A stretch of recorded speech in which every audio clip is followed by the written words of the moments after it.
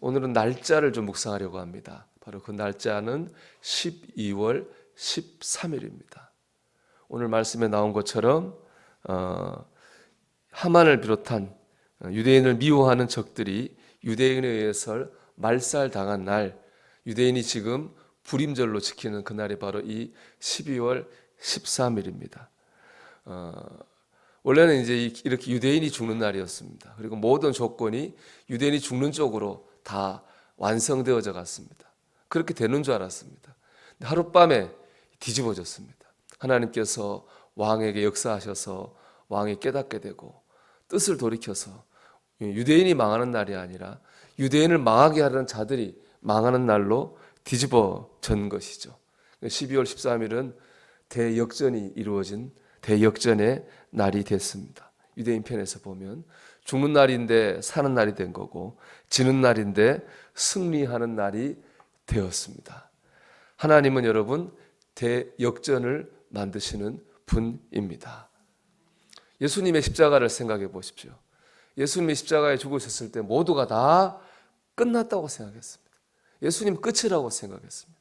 심지어 예수님을 따라다니는 제자들도 다 끝났다고 생각하고 예수님 십자가를 등지고 고향으로 도망가 버리고 말았습니다. 사람 낚는 어부라는 사명을 집어던지고 다시 고기 잡는 어부가 되었습니다. 그런데 어떻게 됐습니까? 주님이 죽음을 이기고 다시 살아나셨습니다. 부활하셨습니다. 끝이 아니라 그 부활을 기점으로 전 세계에 복음이 전해지게 되었습니다.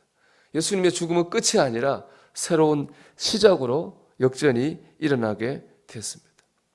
성경에 나오는 인물들도 생각해 보십시오. 요셉 노예로 애굽에 팔려갔습니다. 하지만 하나님이 그를 애굽의 국무총리가 되게 하셨습니다. 다윗을 부르던 원래 이름은 하가톤이었습니다. 하가톤은 아주 어리고 보잘것없는 별 볼 일 없는 하찮은 이런 뜻이 사람이란 뜻이거든요. 그래서 다윗이 골리앗하고 싸우러 갔을 때 다들 비웃었잖아요. 하지만 다윗이 골리앗을 이겼습니다. 이스라엘 역사상 가장 강력한 왕국을 건설했습니다. 사울, 기독교인이라면 아주 핍박하는데 앞장섰던 사람입니다. 교인은 잡아 죽이고 감옥에 가두었습니다.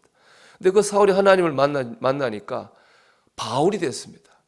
가장 많은 사람을 전도하고 많은 교회를 세운 하나님의 사도가 됐습니다. 성경은 이렇게 역전의 사건으로 가득합니다. 하나님은 역전을 일으키시는 분이기 때문입니다. 여러분, 역전의 명소이신 하나님이 저와 여러분의 하나님이십니다. 그럼 우리는 지금 어려움이 있다 해가지고 그것에 지배당해서는 안 됩니다. 낙담해서도 안 됩니다. 왜냐, 지금 내 모습이 마지막 내 모습이 아니기 때문입니다. 하나님께서는 얼마든지 우리의 삶에 역전을 일으키시는 분입니다. 그럼 우리는 하나님의 역사를 믿는 믿음의 눈으로 지금 나를 보고 내게 앞에 있는 현실을 볼 수가 있어야 됩니다. 플립사이드라고 하는 책이 있습니다. 플립사이드란 말은 레코드판의 뒷면, 어떤 사물이나 사건의 이면 이런 뜻인데요. 이 책은 성공한 사람들의 뒷이야기를 이렇게 싣고 있습니다. 그들이 성공한 이유에 대해서 이 책은 그들이 그 좌절과 어려운 순간에 작은 기회, 그 이면에 있는 기회를 바라보았기 때문에 그들이 성공할 수 있었다, 그렇게 소개하고 있거든요. 대표적인 한 사람을 소개하는데 그 사람은 사이먼 퍼첼이라는 사람입니다. 이 사람은 자전거를 타다가 넘어져 가지고 이가 다 벌어졌어요. 그래서 임플란트를 하게 됐습니다.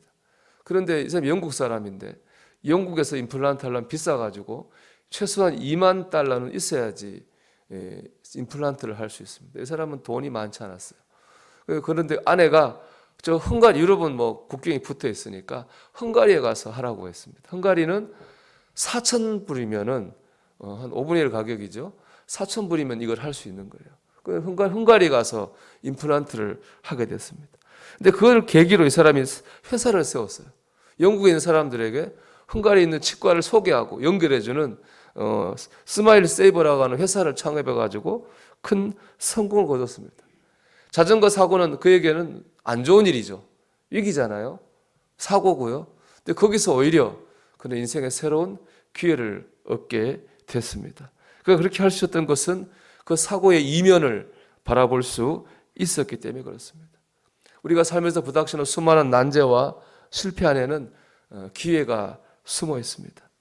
우리가 하나님을 역전의 명수로 믿고 의지한다고 하는 것은 이 플립사이드, 현실의 이면을 바라본다는 뜻입니다. 현실의 이면에서 역사하고 계신 하나님을 바라보고 하나님의 뜻을 믿고 하나님의 역사를 믿는다는 거죠. 그럴 때 우리는 고난과 실패와 위기 가운데서 하나님의 은혜를 깨닫고 하나님의 인도하심을 보게 될 것입니다. 사랑하는 여러분, 로마서 8장 28절은 뭐라고 말씀하고 있습니까? 하나님을 사랑하는 자, 그 뜻대로 부르심을 입은 자들에게는 모든 것이 합력하여 선을 이룬다. 그렇게 말씀하고 있습니다. 모든 것이 합력해 선을 이룹니다. 우리가 이것을 믿어야 되겠습니다.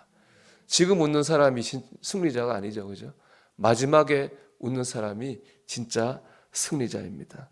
우리가 오늘 이것을 믿고 하나님 역사하시는 하나님을 바라보고 믿음으로 말미암아서 마지막에 웃을 수 있는, 낙담하지 않고 마지막에 웃어야 되겠다, 그런 믿음을 가지고 살아갈 수 있는 저와 여러분이 되시기를 주님의 이름으로 축원합니다.